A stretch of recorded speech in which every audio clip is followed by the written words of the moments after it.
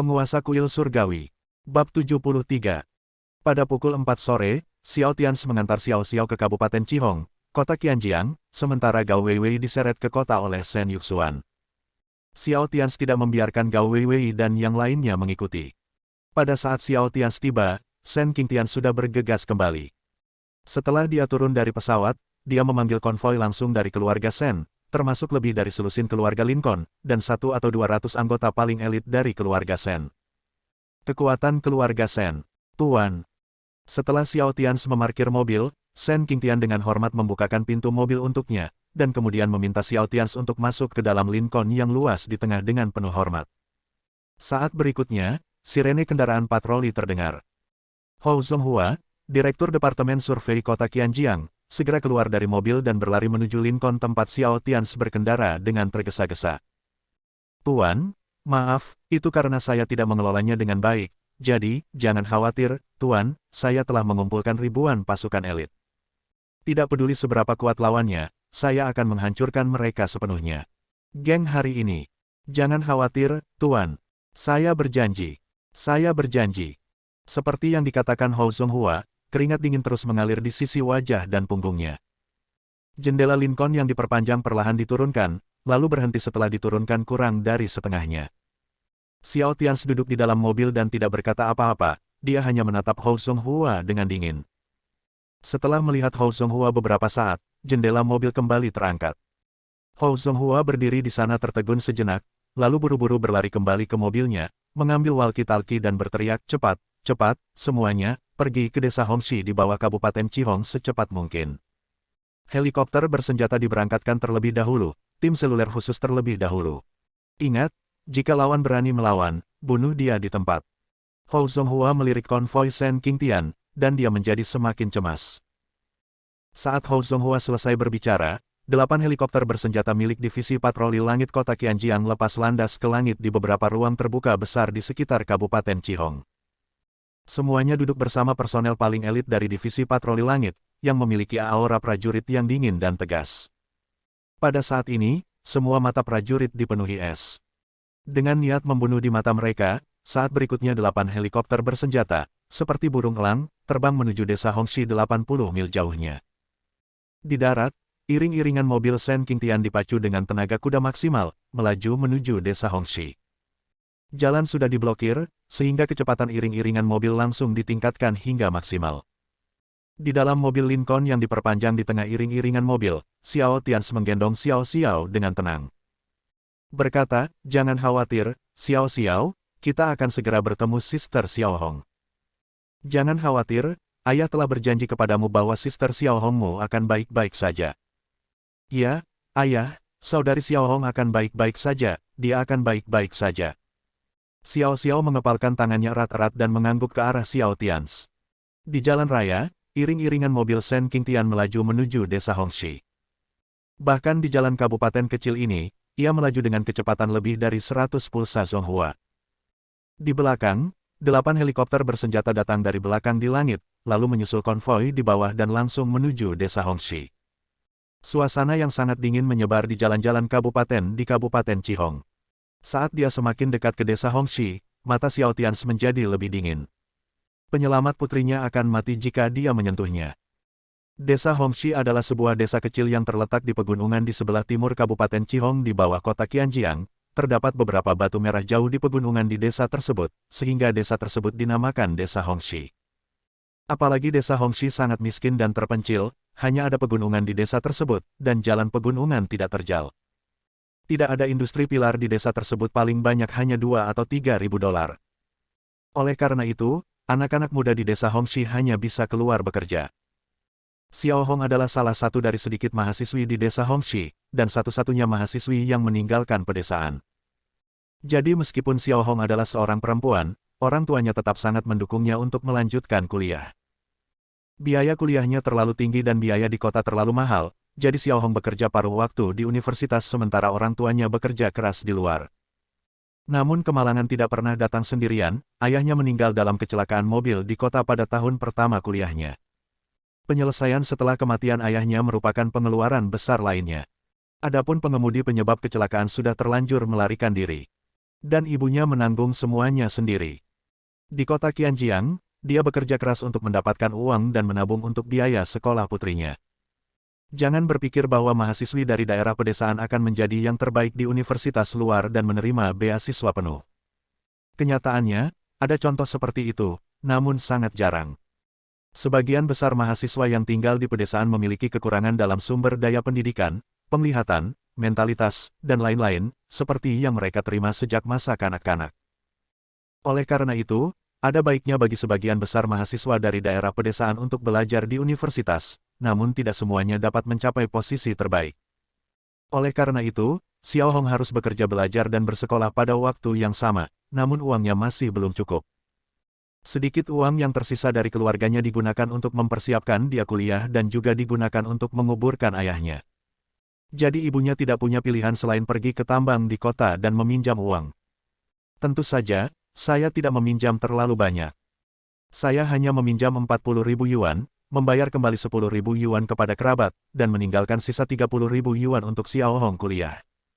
Dan saat Xiao Hong akan lulus kuliah, uangnya sudah mencapai 100.000 yuan. Hanya dia, ibunya, dan neneknya yang berusia 70 tahun yang tersisa di keluarga Xiao Hong. Saat ini, seiring berjalannya waktu, sudah pukul 3:30, dan hanya tersisa setengah jam sebelum pukul 5 seperti yang dikatakan Xiao Tians. Pada saat ini, keluarga Xiao Hong yang beranggotakan 3 orang dikelilingi oleh sekelompok gangster di halaman.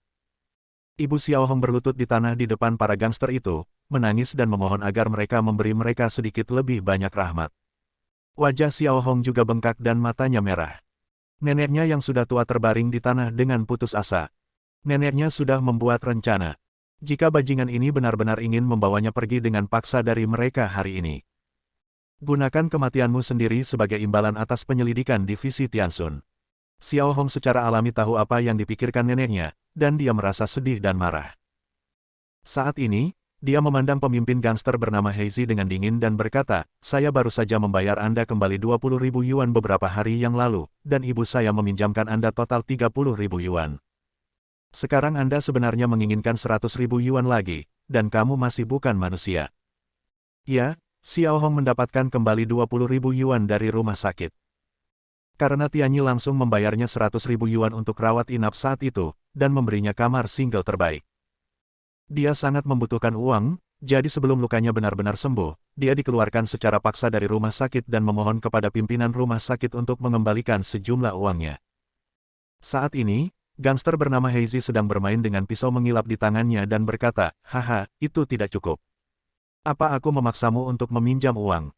Ah, jangan lupa tertulis dalam warna hitam putih, dan ibumu menandatanganinya. Aku tidak memaksamu. Bah, kalian sekelompok binatang buas akan mendapat balasan, kalian akan mendapat balasan. Wanita tua yang tergeletak di tanah mengutuk Heizi sambil mengertakkan beberapa giginya yang tersisa. Heizi mencibir, memandang wanita tua itu dengan acuh tak acuh dan berkata, hei, nenek tua, aku tahu apa yang kamu pikirkan. Kamu ingin mati kan?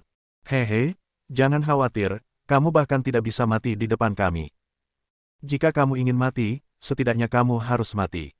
Setelah kami pergi, kematianmu adalah bunuh diri dan tidak ada hubungannya dengan kami.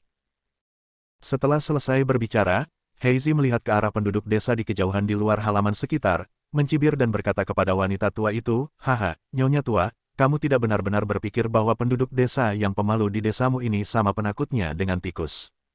Titik. Akankah mereka menentangmu? Tidak, mereka di sini hanya untuk menonton kesenangan. Siapa yang membuat putramu begitu sombong? Putrinya diterima kuliah dan lulus ujian. Bukankah ini membuat orang membencimu? Kamu bukan orang baik, haha. Kamu tidak boleh berbicara tentang ayahku. Jika kamu menyentuh keluarga kami hari ini, aku yakin penduduk desa di desa kami pasti akan melaporkannya ke Departemen Tianxuan. Aku percaya itu. Xiao Hong, mengenakan rok bekas, mengepalkan tinjunya dan berteriak pada Heizi. Hehehe, hahaha, Heizi tiba-tiba tertawa terbahak-bahak mendengarnya. Saat berikutnya dia menatap Xiao Hong dalam-dalam dan berkata, oke, meskipun desamu miskin, di era ini, setiap orang memiliki ponsel di tangan mereka. Kamu meminta mereka untuk melapor ke divisi Tianxian sekarang, apa yang kamu katakan kepada mereka? Aku tidak akan menghentikanmu, lihat apakah orang-orang itu akan membantumu. Heizi selesai berbicara dan menjilat bibirnya. Mata Xiao Hong berbinar ketika dia mendengar ini. Saat berikutnya dia berdiri dan berteriak kepada penduduk desa di luar tembok halaman, "Tolong bantu saya, tolong hubungi Departemen Patroli Langit. Apakah ada yang bersedia membantu keluarga kami? Saya Xiao Hong. Aku akan mengingat kebaikan semua orang selama sisa hidupku." Tetapi setelah Xiao Hong selesai berbicara, mereka yang menyaksikan kegembiraan di luar halaman tidak berbicara. Beberapa orang masih tersenyum, dan beberapa bujangan tua di desa bahkan berkata kepada Xiao Hong, membayar utang adalah hal yang benar. Dan ibumu lah yang berinisiatif meminjam uang, dan mereka tidak memaksa ibumu, pinjamlah. Jika seseorang tidak meminjamkanmu uang, ayahmu tidak akan punya uang untuk menguburkannya, kan? Itu Xiao Hong. Kamu bilang kamu kelihatan baik. Beberapa waktu lalu, ibumu berkata, bukankah kamu menjaga anak-anak bos besar di kota? Kamu pergi dan minta uang dari bos besar itu. Ya, kudengar orang kaya di kota diam-diam memiliki pengasuh di rumah. Orang-orang di desa berbicara satu persatu, tidak termasuk pria dan wanita di desa. Mereka semua bersuka cita saat ini, yang mengejutkan Xiao Hong. Ya, dia tidak pernah mengira bahwa kemanusiaan orang-orang di desa bisa seburuk ini. Di masa lalu, ketika semua orang tidak punya uang, semua orang akan saling membantu. Tapi sekarang semua orang punya uang, mereka jadi lebih teduh. Siapapun yang meninggalkan desa, semua orang mulai mengatur orang itu dengan berbagai cara. Xiao Hong tertegun, sementara Heizi mengangguk seolah dia sudah mengetahuinya sejak lama, dan berkata kepada Xiao Hong sambil mencibir, "Haha, apakah kamu mendengar apa yang orang-orang itu katakan tentangmu? Tidak ada yang akan menyelamatkanmu, jika mereka menjadi wanita muda, mungkin mereka akan bahagia." Wajah Xiao Hong menjadi pucat. Heizi menatap Xiao Hong lagi dan berkata, "Kalau tidak, ikuti saja aku, dan kamu tidak perlu membayar kembali uangnya. Lagi pula, aku juga orang nomor 1 di Kabupaten Chihong, dan aku memiliki 180 saudara di bawahku. Nah, kota tambang yang kamu datangi juga milikku. Jika kamu kuliah dan kamu cantik, aku tidak akan pernah memperlakukanmu dengan buruk dalam hidup ini. Jika kamu mengikutiku bergosip tentangmu dan memfitnahmu di belakangmu, aku akan memberikannya kepadamu. Bagaimana perasaanmu tentang menjadi cacat dan membiarkanmu keluar?" Kini, Heizi akhirnya mengungkapkan pemikirannya yang sebenarnya. Ya, sejak awal, yang dia inginkan bukanlah uang, tapi memaksa Xiao Hong untuk tunduk. Karena Xiao Hong kuliah, cantik, dan baik hati. Aura Xiao Hong sangat menarik perhatiannya. Faktanya, dia sudah memiliki rencana ini sejak ibu Xiao Hong meminjam uang darinya 4 tahun lalu. Kalau tidak, dia tidak akan menunggu sampai Xiao Hong lulus perguruan tinggi sebelum dia datang menemui Xiao Hong. Tujuannya adalah untuk memaksa Xiao Hong tunduk. Adapun laki-laki yang mengatakan akan membawa uang itu nanti, dia tidak menganggapnya serius. Ketika uang itu datang, dia menginginkannya, tetapi dia juga ingin mengambilnya. Xiao Hong mengepalkan tinjunya dengan keras, menatap Heizi dengan mata merah dan berkata, "Kamu sedang bermimpi. Tidak mungkin. Bahkan jika aku mati, aku tidak akan menikahimu." Heizi mengangkat tangannya dan menyeka ludah Xiao Hong dari wajahnya. Wajahnya menjadi sangat muram. Dia menamparkan wajah Xiao Hong dengan mulut yang besar dan berkata dengan kejam, "Aku memberimu wajah untuk membalasnya. Kamu pikir kamu ini siapa ingin menikah denganku? Apa kamu takut ada yang salah dengan pemahamanmu? Aku hanya ingin kamu bersamaku, dan aku hanya menjadikanmu sebagai hewan peliharaan. Kamu masih ingin menikah denganku?" Semakin banyak Heizi berbicara, dia menjadi semakin marah. Dia mengulurkan tangannya untuk meraih pergelangan tangan Xiao Hong dan berjalan keluar, "Berhentilah bernoda tinta. Aku sudah tinggal di tempat jelek ini hampir sepanjang hari. Silakan ikuti aku." Xiao Hong merasa cemas dan berkata sambil meronta, "Tunggu sebentar." Orang itu berkata dia akan membantuku membayar kembali uang itu, dia akan membantuku membayar kembali uang itu. Xiao Hong memikirkan Xiao Xiao, dan Xiao Xiao memberitahunya bahwa dia akan memberitahu ayahnya dan meminta ayahnya membantunya membayar kembali uang itu. Namun kini kata-kata kecil itu menjadi satu-satunya harapan di hati Xiao Hong. Tapi apakah orang itu akan datang? Kamu bisa datang. Ayah kecil itu telah menyinggung keluarga Zhou di kota Qianjiang sebelumnya, dan itu adalah keluarga Zhou.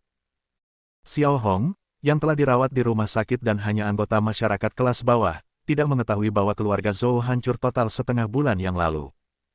Heizi mendengar ini dan mencibir, "Haha, sekarang sudah jam 5, oh tidak, ini masih jam 5 kurang 2 menit. Laki-laki itu bilang dia akan tiba sebelum jam 5, tapi sekarang dia belum datang. Haha, mungkinkah kamu benar-benar berpikir bahwa orang akan datang untuk menyelamatkanmu? Datang ke tempat terpencil untuk menyelamatkanmu. Haha, jangan pikirkan itu. Ikuti saja aku. Tolong layani aku dengan baik malam ini. Sejujurnya, aku telah menunggu hari ini 4 tahun yang lalu. Saat Heizi mengatakan ini, matanya yang berbinar menatap tajam ke arah paha Xiao Hong. Jantungnya berdetak lebih cepat, dan dia menyeret Xiao Hong keluar. Ibu dan nenek Xiao Hong mencoba menghentikannya, tetapi ditendang kembali oleh anak buah Heizi. Xiao Hong, yang terlihat putus asa, hendak ditarik keluar ke jalan raya hitam oleh Heizi. Tiba-tiba, di desa Black Rock, 8 helikopter bersenjata dari divisi patroli langit muncul di cakrawala di kejauhan. 8 helikopter bersenjata terbang di atas kepala Heizi dan gangster lainnya dalam sekejap. Saat berikutnya, para prajurit di 8 helikopter semuanya mengarahkan senapan mesin mereka ke Heizi, dan kemudian 8 tali digantung dari 8 helikopter. Saat berikutnya, ratusan tentara bersenjata lengkap turun langsung di sepanjang tali. Pada saat ini, lebih jauh lagi, di pintu masuk desa Hongxi, deretan Lincoln tiba-tiba muncul, berlari menuju ke arah Xiao Hong. Ini, apakah kamu di sini untuk menangkapku? Heizi membuat ledakan, dan sangat ketakutan dengan pemandangan di depannya hingga dia jatuh ke tanah. Dan mata Xiao Hong tiba-tiba melebar, dan mulutnya terbuka lebar. Bagaimana ini mungkin? Xiao Hong bergumam dalam hatinya. Ibu dan neneknya di halaman juga melihat pemandangan itu dengan tidak percaya, begitu pula ratusan penduduk desa di desa Hongxi yang menonton dengan pemandangan di depan mereka. Bab 74. Bum bum bum. Di jalan desa di kejauhan, mobil-mobil mewah satu demi satu melaju ke arah ini dengan gila-gilaan. Harga tiap mobil lebih dari beberapa juta, namun kini pemilik mobil sepertinya tidak tahu apa-apa. Mereka tidak peduli, meskipun mobil melaju terlalu cepat dan bagian depan mobil tergores, mereka tidak ragu-ragu. Mereka hanya punya satu tujuan, yaitu bergegas maju, bergegas menuju tujuan dengan cepat, dan kemudian bergegas maju lagi. Dan di belakang selusin mobil mewah itu ada satu demi satu kereta divisi Tiantian yang bersenjata lengkap. Masing-masing juga penuh dengan tentara. Jongkok dan jangan bergerak. Siapapun yang bergerak akan dibunuh. Teriak beberapa tentara yang melompat keluar dari helikopter sambil bergegas menuju Heizi. Salah satu adik Heizi di sana ingin melarikan diri saat melihat ini. Namun saat berikutnya terjadi ledakan dan kepalanya meledak. Orang-orang dari divisi Tianxianlah yang melepaskan tembakan. Mereka telah menerima perintah kematian. Jika kelompok orang ini berani bergerak, mereka semua akan langsung dihukum. Bagaimana mungkin? Aku hanya seorang gangster kecil, ini dan ini, gumam Heizi dalam hatinya, dan dia menjadi gila saat ini. Dia hanyalah seorang gangster kecil di Kabupaten Chihong, bahkan bukan bos besar di daerah tersebut. Hanya ada tambang kecil di tanganku. Dan ketika dia sebelumnya membual bahwa dia memiliki hampir 100 saudara di bawah komandonya, itu benar-benar sebuah bualan dan tidak dapat dianggap serius. Dia hanya memiliki paling banyak selusin orang yang bersedia mengikutinya. Tapi sekarang, divisi patroli kota-kota Qianjiang, dan tim paling elit, datang untuk menangkapnya. Kapan dia, Heizi, menjadi begitu hebat? Dia sendiri tidak mengetahuinya. Namun orang-orang dari divisi patroli kota Qianjiang tidak memberinya kesempatan untuk bereaksi. 7 atau 8 tentara, saat ini, seseorang melompat keluar dari helikopter di atas kepala Heizi. Di udara, dia menendang tubuhnya menjauh. Seluruh tubuh Heizi ditendang sejauh 5 hingga 6 meter, dan sebelum dia bisa berdiri, selusin pasukan khusus paling elit dari divisi survei langit telah sepenuhnya mengendalikannya. Heizi, yang sesaat tergeletak di tanah, hampir mati ketakutan. Salah satu gangsternya telah dipukuli sampai mati. Saat ini, dia sangat yakin bahwa jika dia berani melakukan gerakan sekecil apapun saat ini, pihak lain pasti akan membunuhnya. Heizi sangat ketakutan hingga seluruh tubuhnya gemetar, dan wajahnya pucat pasi. Kemudian kelompok tim paling elit dari divisi Tianxian mulai melewati sisi Xiao Hong, bergegas menuju gangster di belakangnya, dan segera mereka semua terkendali. Xiao Hong, sebaliknya, berdiri di sana dengan mata tercengang. Saat berikutnya, sebuah mobil mewah panjang berwarna hitam mengkilat berhenti di depannya. Orang terkaya di kota Qianjiang, Shen Qingtian, Anda sendiri yang keluar dari mobil dan membuka pintu di belakang. Xiao Tians keluar dari mobil sambil menggendong Xiao Xiao. Begitu Xiao Xiao melihat Xiao Hong yang linglung di depannya, dia tersenyum dan berlari ke depan Xiao Hong, berteriak gembira sambil berlari, "Saudari Xiao Hong, aku di sini, aku membawa ayahku untuk menyelamatkanmu. Apakah kamu baik-baik saja? Apakah kamu baik-baik saja, Sister Xiao Hong?" Teriak Xiao Xiao dan langsung melompat ke pangkuan Xiao Hong. Xiao Hong tanpa sadar membungkuk dan mengangkat Xiao Hong. Kemudian dia menatap kosong ke arah pria yang berdiri di seberangnya, mengenakan jas hitam, dengan sosok yang mengesankan dan rasa dingin di tubuhnya.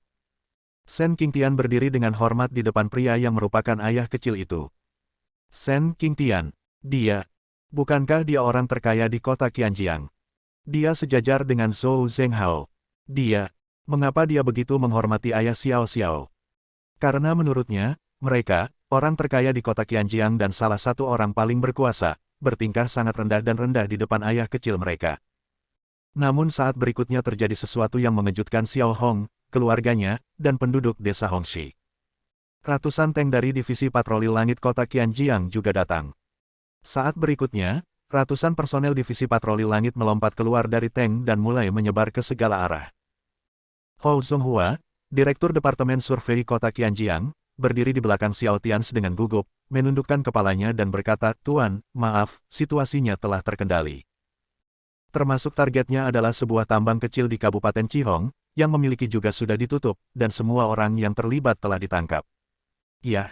Xiao Tians mengangguk dengan wajah dingin. Lalu dia berjalan menuju Xiao Hong yang sangat terkejut. Detak jantung Xiao Hong bertambah cepat, dan ekspresinya sangat gugup. Dia tidak bodoh.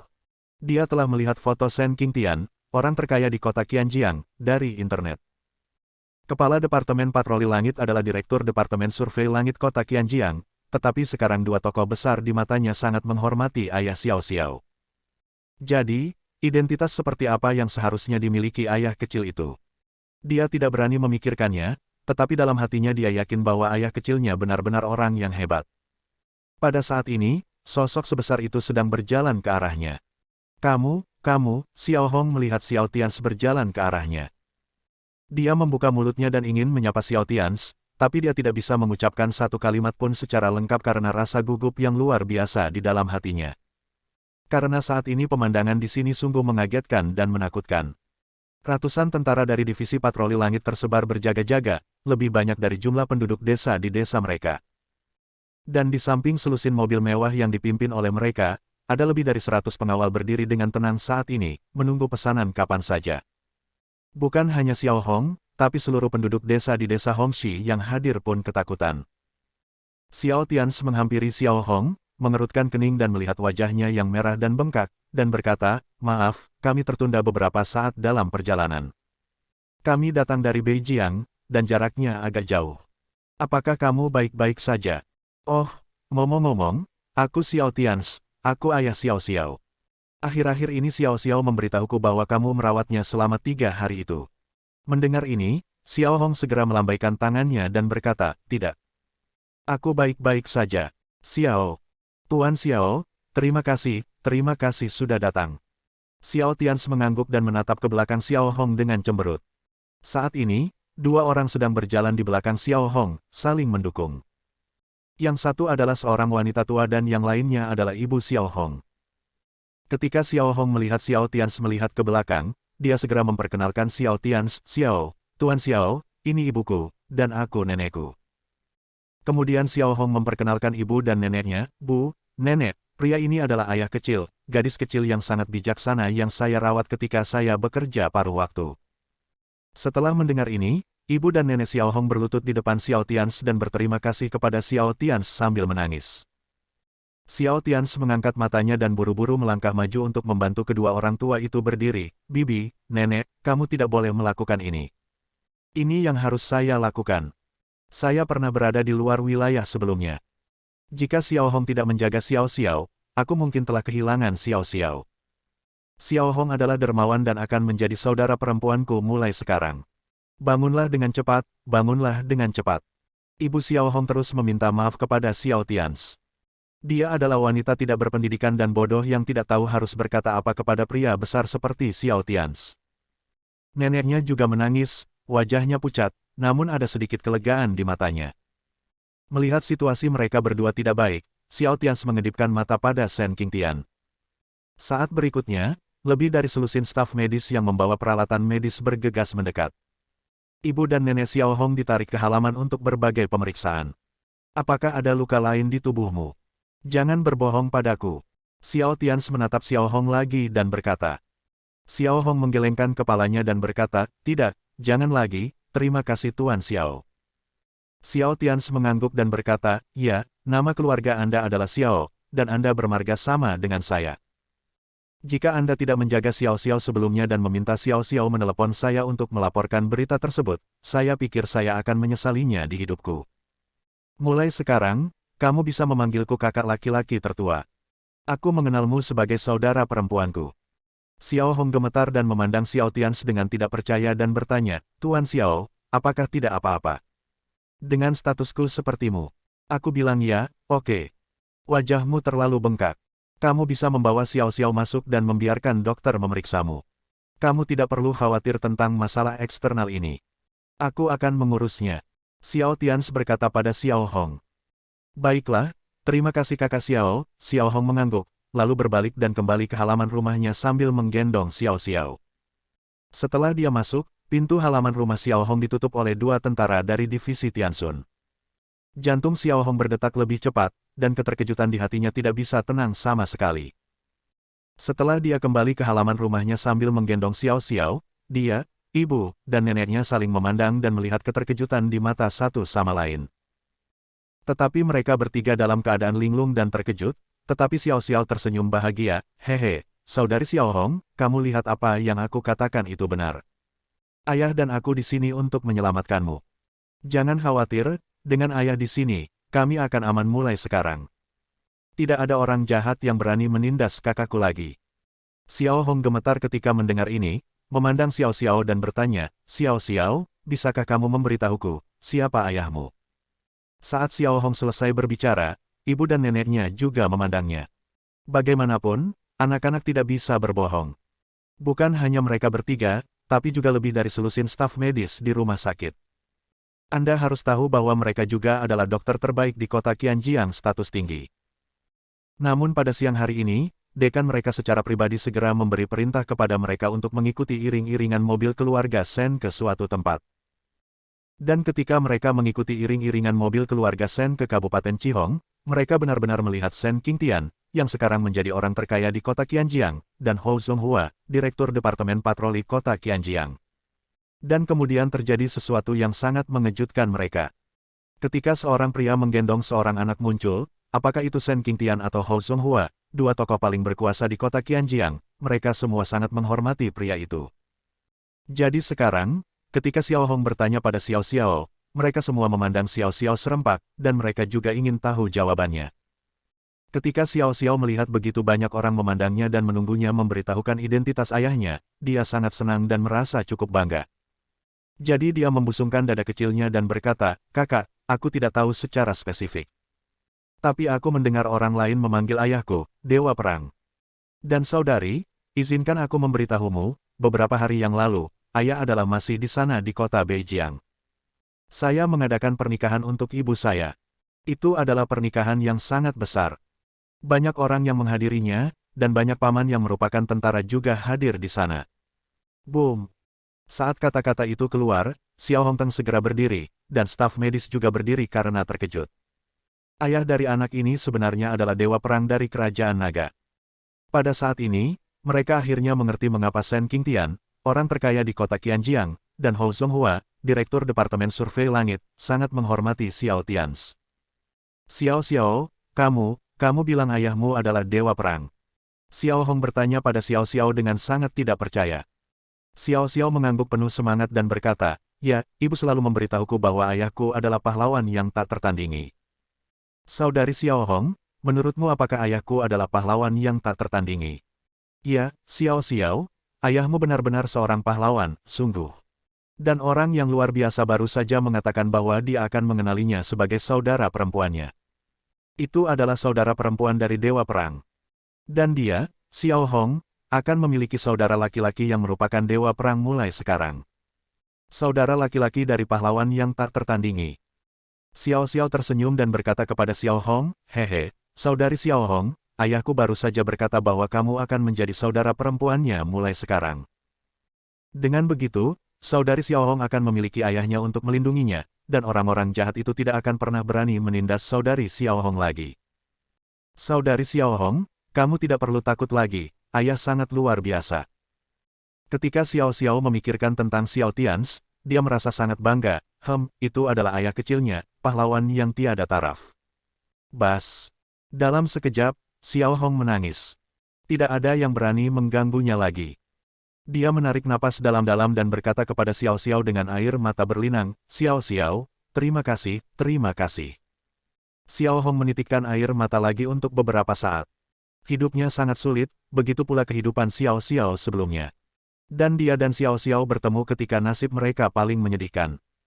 Pada saat ini, orang lain di halaman, Ibu Xiao Hong, nenek, dan staf medis, sekali lagi sangat terkejut ketika mereka mendengar bahwa Xiao Tians mengenali Xiao Hong sebagai saudara perempuannya. Itu saudara perempuan Dewa Perang. Terutama staf medis, ada rasa iri yang besar di mata mereka ketika mereka melihat Xiao Hong. Di halaman, Xiao Hong meneteskan air mata, sementara Xiao Xiao menghiburnya dengan senyuman. Di luar halaman, Xiao Tians berjalan ke arah Heizi, yang hampir ketakutan setengah mati, dan duduk di kursi yang dibawakan oleh Shen Qingtian. Dia mencondongkan tubuh ke depan, menatap Heizi dan bertanya dengan dingin, kamu ingin Xiao Hong membayarmu 100.000, kan? Bersambung.